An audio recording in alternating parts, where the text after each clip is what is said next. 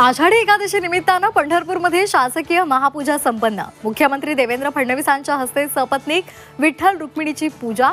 विठू नामाच्या गजरात पंढरी दुमदुमली। उपमुख्यमंत्री एकनाथ शिंदे यांच्या हस्ते विठ्ठल रुक्मिणीची पूजा। वडाळामधल्या विठुरायाची शिंदेंसह सपत्नीक पहाटे पूजा।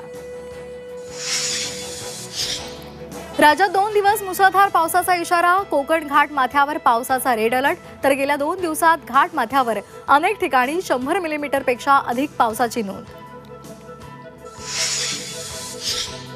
कोल्हापुरी चपलेचा वाद हायकोर्टात। प्राणानं नक्कल केल्याचा याचिकाकर्त्यांचा दावा। जाहीर माफी मागून भरपाई देण्याची मागणी।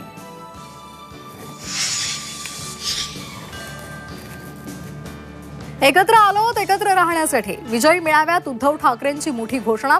तर राज ठाकरेंकडूनही युतीचे संकेत।